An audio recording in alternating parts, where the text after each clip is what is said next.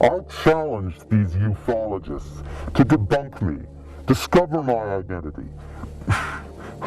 If they really believe that the alien interview footage is a hoax, prove it. Show where it was faked. If they believe that the alien in that footage is a puppet, prove it. Find the puppet maker.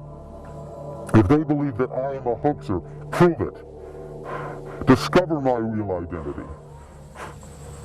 As the Bible thumpers say, the end times are upon us. The end of the world? The end of the world. Après moi le déluge. Le déluge solaire.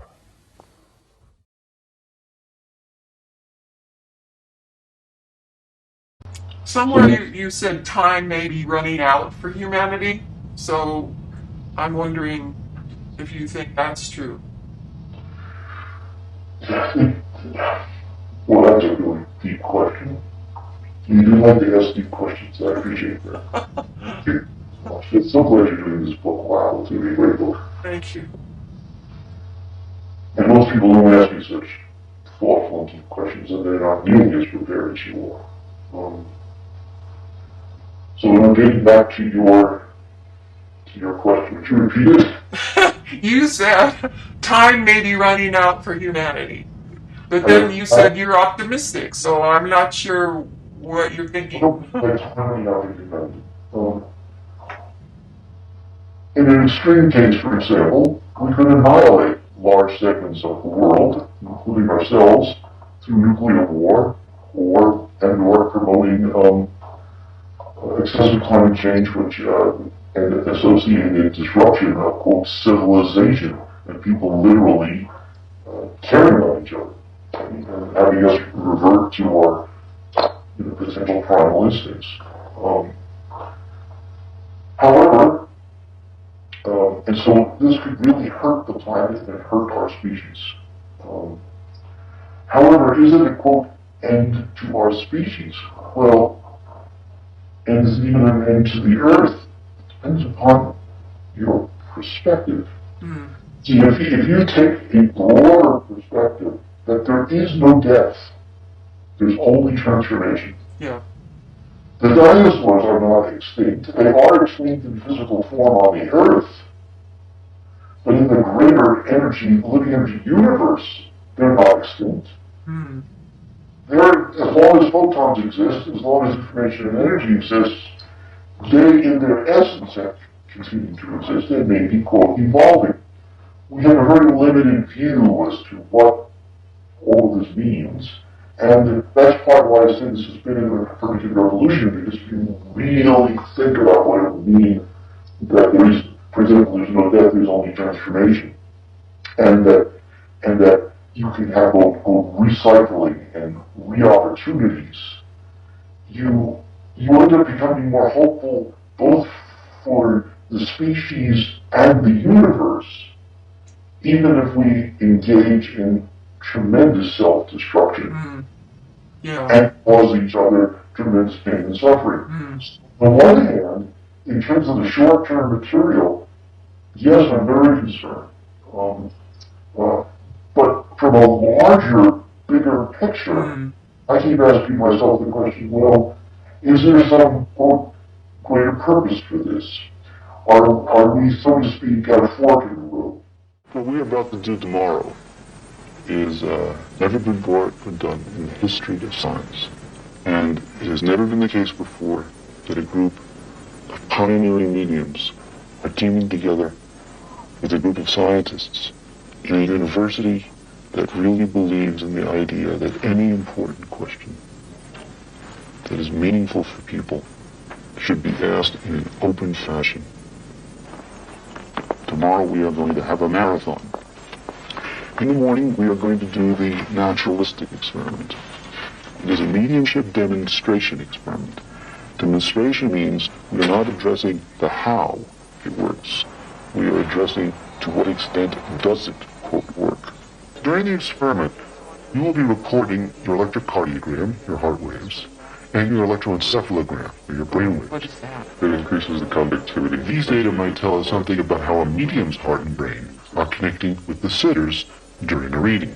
For sometime between 10 and 15 minutes, you and this person will sit together, and you will do whatever you do in your own way.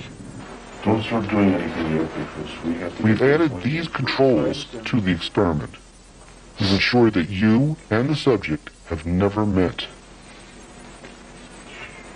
There will be no eye contact, so a screen will separate you. The sitter will give you only yes or no answers. You will share no information with the other mediums. Don't share a word of anything until the entire thing is over. Now, during the reading, the sitter will make subjective judgments rating the extent to which they personally feel that you are making a recognizable contact with a specific deceased loved one. We have had quite a day today. Just to review what happened, there were 6 people that were listed as possible visitors. Every one of them was observed at least once. In addition to these 6, 8 people and 1 dog came through. The mediums were virtually identical in their average performance. This graph shows the average ratings over the 5 mediums for each of the 6 deceased people that the sitter was expecting to possibly be there. The sun came through, you will see, virtually a 5, which means every single person received information about the sun. Preliminary analyses of the heart-brain data indicate that the medium's brain is registering the subject's heart, while the medium's heart is disconnecting with the subject's heart. These findings are consistent with the hypothesis that during a reading, the medium is disconnecting from the sitter and possibly connecting with the deceased. This experiment does not tell us how this phenomenon occurs. What it does strongly suggest, to put it mildly, is that there is a phenomenon, and that it can be replicated, and that it has very deep significance. We hope this is a beginning, a new beginning for this work. There are observatories up there, some telescopes and everything else. And so you've got 90% anywhere else. Right, there's nowhere else. I have confessed the most important part of this is that I was taking you to the place where they have the largest solar observatory in the world, the largest sun telescope in the world. And what you do not realize is, because we were only talking about this on the way up, that both of us have a passion for astronomy. Yes. Both of us have a passion for the sun. You have a telescope that you look at in the sun, and that video camera that I'm using to make these photographs, which was given to me as a gift, I purchased a special solar lens, so I could take pictures of the sun with that camera. To tell you the truth, I was, as a technical term, I was, quote, blown away by the accuracy. I was completely surprised. This experiment involved Christopher going to sleep each night and then dreaming about where he would be taken the next day. And he would record his dreams. All of this was recorded on digital videotape. Yep.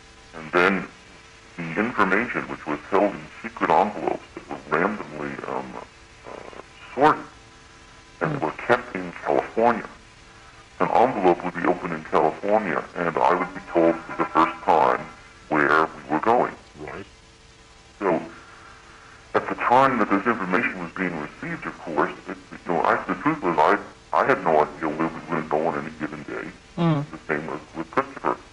And day after day, he received highly specific information that was related to the process of going to the site, information at the site, and then continued information for the rest of the day, even though the experiment was, so to speak, officially completed. So in other words, he had lucid, logical, cogent dreams that the night before he was taken to a secret location of those locations. He saw in advance where he couldn't possibly have known consciously where he was going to be taken. That's correct. Now also, you should understand that if he had got, for example, even 5 out of 10 correct, it would have been extraordinary. And he was expecting that if he did well, that's what would happen. It just so happens that he was, quote, in the zone, you might say. He was very motivated, as was I, to push his talent to the extreme. That he was actually 10 out of 10. 10 out of 10. What the heck is going on? Well, of course, the truth is that nobody knows. However, it has been long known, actually throughout recorded history, that certain individuals have what are called precognitive dreams. That is, they can, quote, see the future. And the question has been, are they, quote, if you would, reading the minds of people who are potentially perpetrating a crime, are they, quote, tapping into, information in the universe about past, present, and future in some sort of way, or are they actually receiving intelligent assistance from people who have died, as well as more highly intelligent sources that would provide this information? And by the way, at this point, all the hypotheses are plausible. The work that I do involves technology transfer, and technology transfer is the office that he works in. And he is one of the few technology transfer people in the country, I think at any university, whose interests are broad enough to address extraordinary kinds of technologies. And the research that we do, for example, on what's called the soul phone, on developing spirit communication technology, certainly falls within that arena. And he, when we were working on that particular area, he said, I have met this group of people who are doing extraordinary work. And they are doing work that's profoundly important for humanity, and they're evidence-based. They really care about bridging science and spirituality. In fact, they even see business as a spiritual practice, a spiritual path. And so they said, maybe you could help them in their quest for discovering what's real about what they're doing. And so after a bit of time, I was introduced to Clayton and Jeff, some of their other members, and I became, I was to say, literally in awe of their commitment to truth-seeking and following the evidence where it leads. And that's how it started. There's a coincidence, by the way. I met Neil Donald Walsh, and I should explain that a synchronicity that connects us is that his original publisher was a publisher called Hampton Roads Press. And I'm not sure whether you remember those days, which was the Art Bell days. Yep. Publishing in this area. And they also were the publisher of the Living Energy Universe, which was my first book for the general public and my first connection with Art Bell. So it's a long history. But I have to confess that that for individuals who are interested in these kinds of questions, another advantage of my experience of customers who become involved with FLFE is that they end up joining a community of individuals who care about these kinds of higher issues and higher values and higher goals. And so although they may have difficulty, expressing these within their own families, for example, or others who may be skeptical, there's a place where they have the freedom to explore these things, and it's not science versus spirituality or science versus consciousness. Sort of mainstream. Energy medicine, which of course is now bridging into the alternative medicine area, and a little bit of what you might call spiritual medicine, the spirituality side of psychology and health. So, in a way, then, you were already slipping out of the mainstream a little bit anyway. Absolutely. In fact, when we had created this human energy systems laboratory, it was really going from my background actually in electrical engineering and taking it into contemporary science. In fact, we always talk about that I do work on using mainstream methods to address frontier questions. But addressing the question of life after life, of course, was way off the mark from where I had been before. Way off. It is, however, in my opinion, the biggest question that all of us have. Period. I mean, that's it. It's the big one. What could be bigger than that? I mean, even aliens. I think the only question that's actually bigger than this one, which is actually going to be the topic of the next book that I'm writing, is the topic of whether there's some sort of design or plan to the universe, and whether or not we can future of the universe. Well, by the way, though, if you survive, if consciousness in some form that we can recognize and talk about survives death, then I would think the answer to that question will be apparent at death. Yes. In fact, the research on the afterlife actually points us to the idea of something bigger than all of us, of course. So it really does take us there. But I think that for most people, the number one question is this the end? Is it ashes to ashes, dust to dust? Or is this really just part of the beginning, so to speak? Many of us had the, and I call it a privilege, as horrible as it was, to witness 9/11 happening as it was occurring. And what millions and millions of people saw and said was, they couldn't believe what they were seeing. With respect, first to the 9/11 disaster, Doctor, you say you experienced that as it occurred. In what sense? Well, I was awoken in the morning, right, at 6:15 Tucson time, right, which was 8:15 New York time, and I was told that something horrible was happening and I should turn on the television. Right. So of course, I turned on the television, and I saw the first tower burning, and I couldn't believe it. And of course, I turned the channels to see whether there was some mistake, and virtually all the channels were showing this. And then I saw this second plane crashing into the building. And at this point, I couldn't imagine that two planes in a short period of time could somehow crash into this building. Certainly not deliberately. It didn't make any sense to me. I then got out of bed. I went and I made some coffee. I went into another room and turned on the television set. I received another phone call. And while I was on this phone, and it's important about who this phone call was from, I'll tell you in a second. While I'm on the phone with this person, I see the first building collapsing. And I realize that for the first time in my life, I'm literally witnessing, as are millions of other people, thousands of people dying. Yes. Thousands of people are dying. A few days into the Arizona experiment officially taking place, Christopher reported in the bar at the hotel, so multiple people heard this, that he had a nightmare.